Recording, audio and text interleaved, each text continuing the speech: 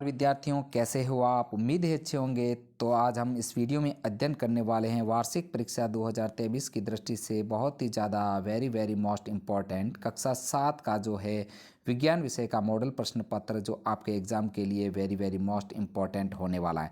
साथियों, यह पेपर आपके एग्ज़ाम की दृष्टि से एक वरदान साबित होगा और यह पेपर आपको 2.5 घंटे में हल करना है तथा इसका जो पूर्णांक होगा वार्षिक परीक्षा 2023 का 70 अंक का यह पेपर आपके होगा। तो साथियों, वीडियो को शुरू करने से पहले आप अगर हमारे चैनल पर नए हैं, चैनल को सब्सक्राइब जरूर कीजिएगा तथा बेल आइकन जरूर प्रेस करें।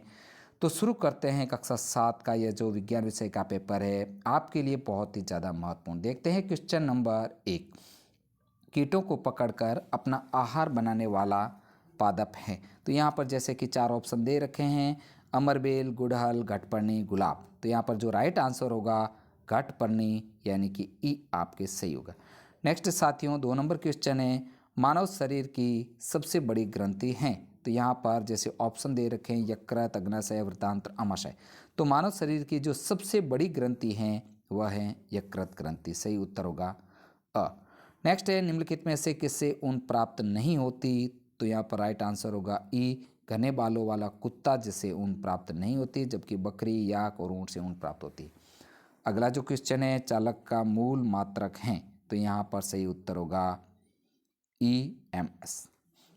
मानव शरीर का सामान्य तापमान होता है, सही उत्तर होगा आ 37 डिग्री सेल्सियस। नेक्स्ट अगला क्वेश्चन, मोम का पिघलना किस प्रकार का परिवर्तन है। तो मोम का पिघलना ई राइट है, यहाँ पर अ तथा आ यानी कि रासायनिक परिवर्तन भी है और भौतिक परिवर्तन भी है। तो यहाँ पर सही उत्तर होगा ई।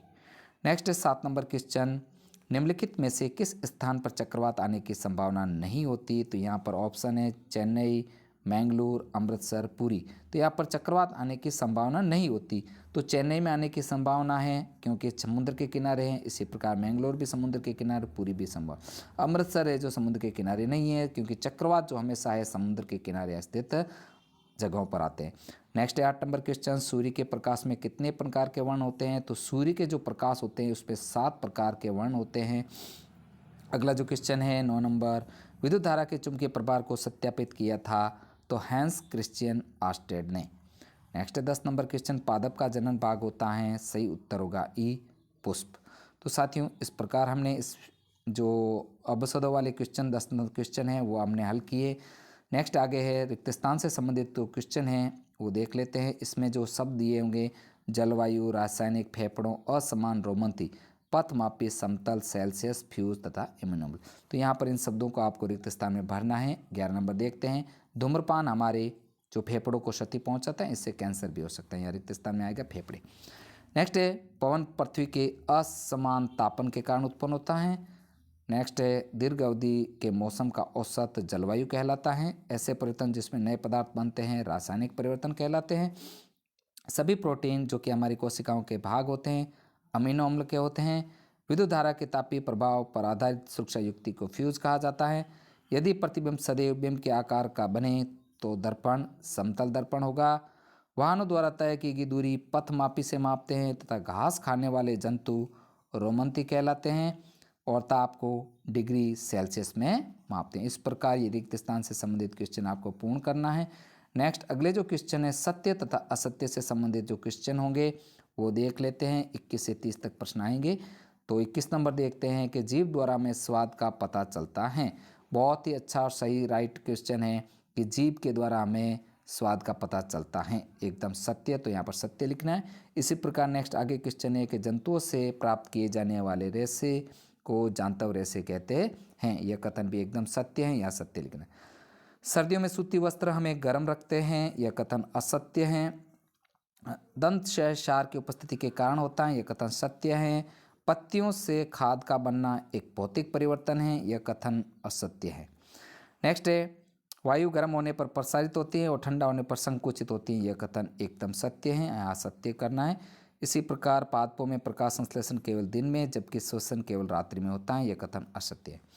नेक्स्ट है, युग्मनज का विकास केवल बीज में होता है, यह कथन असत्य है।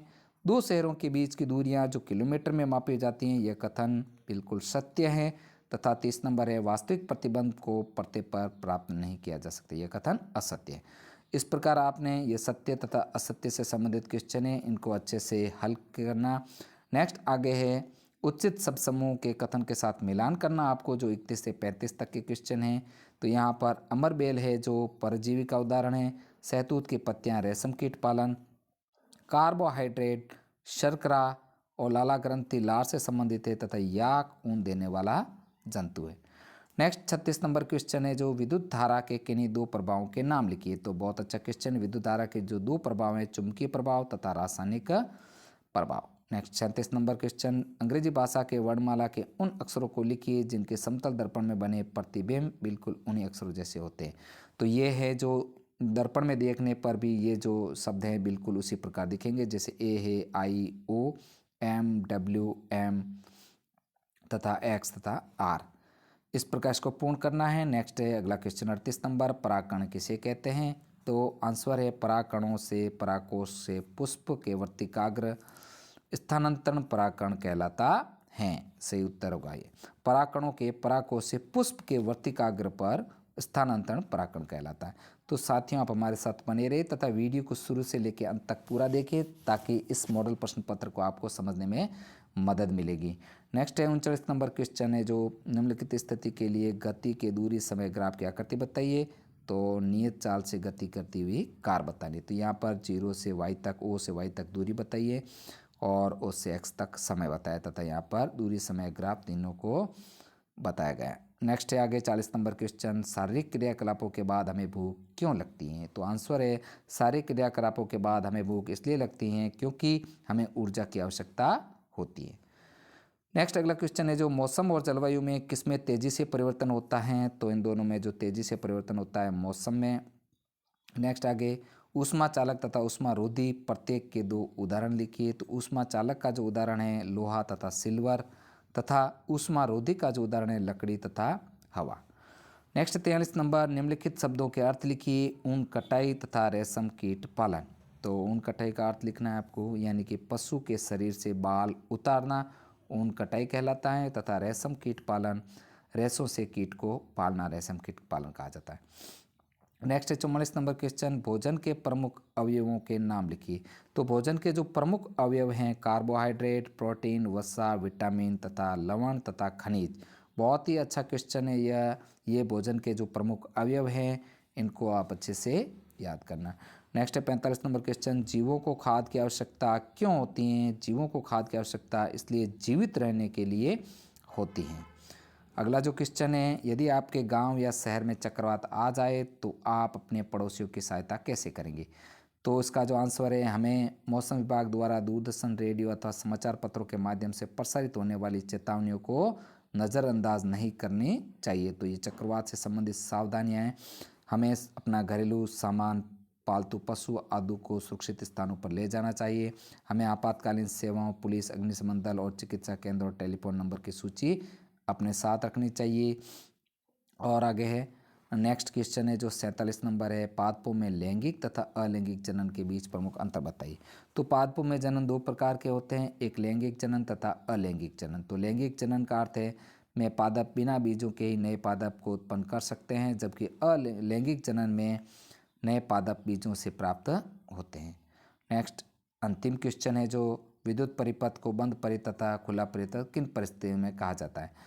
तो जब स्विच ऑन की स्थिति में होता है तो बैटरी के धन टर्मिनल तक परिपथ पूरा होता है, इसके सारे परिपथ में तुरंत विद्युत धारा प्रवाहित होने लगती है। इस स्थिति में परिपथ को बंद परिपथ कहा जाता है। इसके विपरीत जब स्विच ऑफ की स्थिति में होता है तो परिपथ अधूरा होता है, इसे खुला परिपथ कहते हैं। इस स्थिति में परिपथ के किसी भी भाग में विद्युत धारा प्रवाहित नहीं होती। तो साथियों इस प्रकार हमने इस वीडियो में जो कक्षा 7 का है विज्ञान विषय का जो क्वेश्चन पेपर है वो हल किया है, जो आपके एग्ज़ाम अभी जो होने वाले हैं अप्रैल में, उस दृष्टि से बहुत ही ज़्यादा वेरी मोस्ट इम्पोर्टेंट है। साथियों आपको कक्षा 7 से संबंधित संपूर्ण विषयों के वीडियो हमारे इस चैनल के माध्यम से आपको उपलब्ध करवाए जाएंगे। तो साथियों हमारे इस चैनल पर बने रहे तथा आज का वीडियो अगर कैसा लगा, अच्छा लगे तो ज़्यादा से ज़्यादा वीडियो को लाइक तथा शेयर कीजिए ताकि हमें मोटिवेशन मिलता रहे। मिलते हैं नए वीडियो के साथ में, तब तक के लिए धन्यवाद।